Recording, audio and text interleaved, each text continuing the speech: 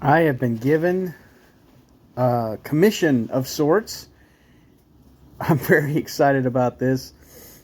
My oldest daughter is expecting their first child, and they have some ideas for the nursery. And this mock up that I was sent is some favorite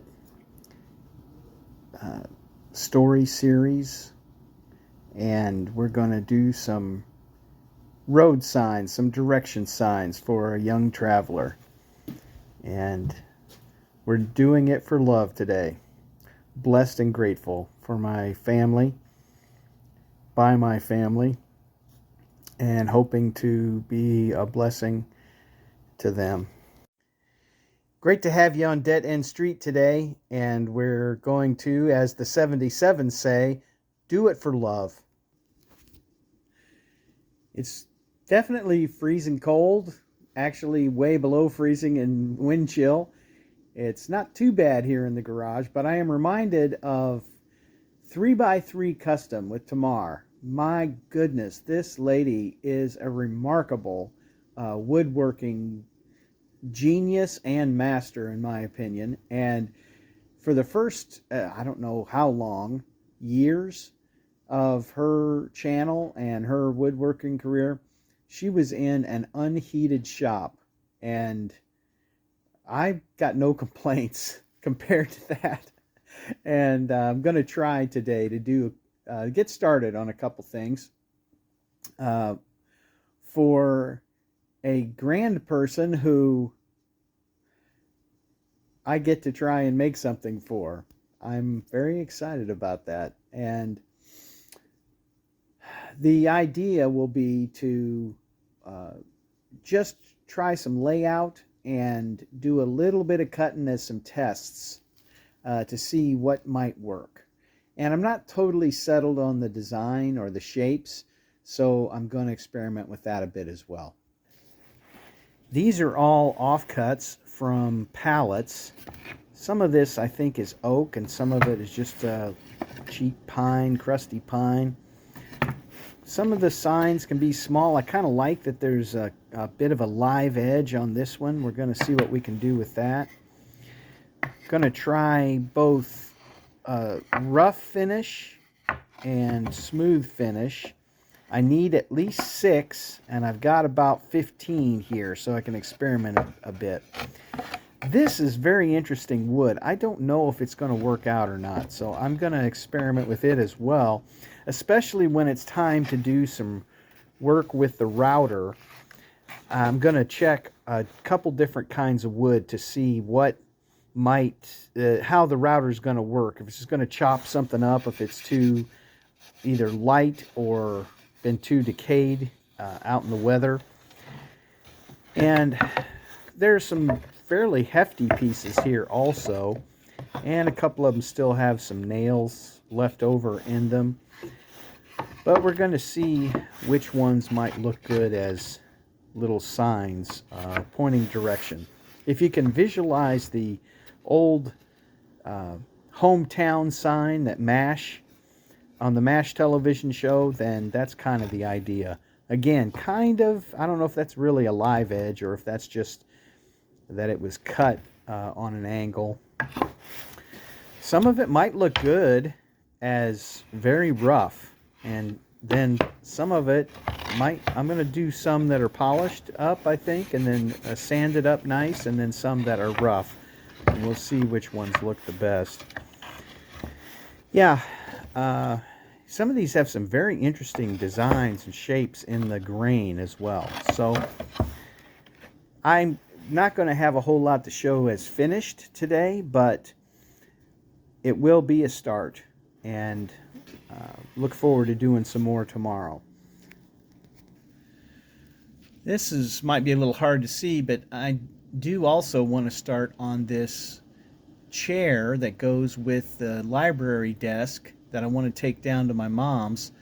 But this is not a day for gluing. It's just way too cold. Not gluing, not painting, not not sealing or coating with any kind of varnish or stain or anything. Just a cold day in the shop, but it's nice to be able to be in the shop. So got the 45-degree miter set up, and we're going to see if we can get some cuts. Just as an experiment, I freehanded this with a Dremel tool. It's not terrible. This could be a way to do the lettering on the signs, and I can also do it a little more carefully. I didn't even mark it up. I just kind of did it. So, but it kind of comes out pretty well. It looks like it would grab some shadow also. Okay, tell me what you think. Well, this is a little bit more experimentation with the very old Dremel tool, and yeah, just tried something. See if I could make some little designs kind of freehand. It's going to be fun to do this. This lettering actually turned out surprisingly well, and I'm looking forward to seeing if this is what will work well for the signpost. We'll see. Well, I won't call that some kind of masterpiece of productivity, but it was good to get my hands on the wood and start thinking about what I could do, and run a few ideas by the folks that have asked me to do it. And yeah, there's a lot on my mind today too.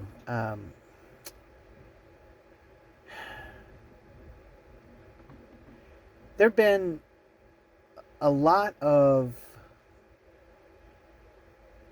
not so great things that have happened in my life, as I'm sure some of you can easily relate to.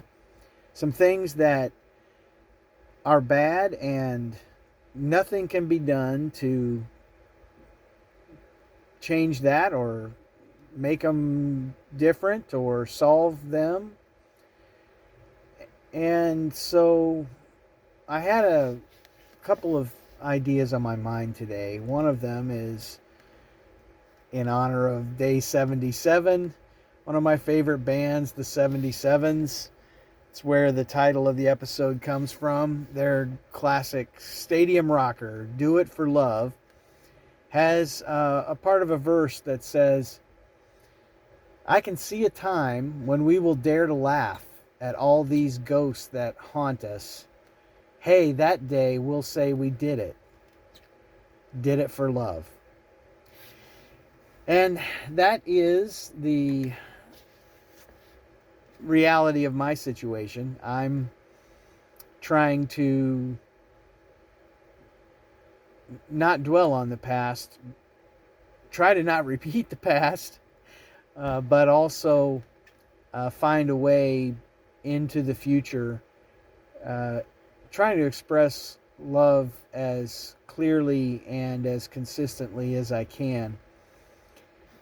Bad things happen, and that's one reason also I don't see any of those things getting solved in this life, and it's one of the reasons that I look forward to heaven and eternity. And I'm thinking of Revelation 21:4. It says, "He will wipe away every tear from their eyes. There'll no longer be any death. There'll no longer be any mourning or crying or pain. The first things have passed away." There have been some things that have passed away in my life, some losses, but it's time to do other things. Do them for love with a great hope. A hope that makes me blessed and very grateful. I hope you've had a great day, and I hope you have great comfort in a hope of your own. And thank you for watching.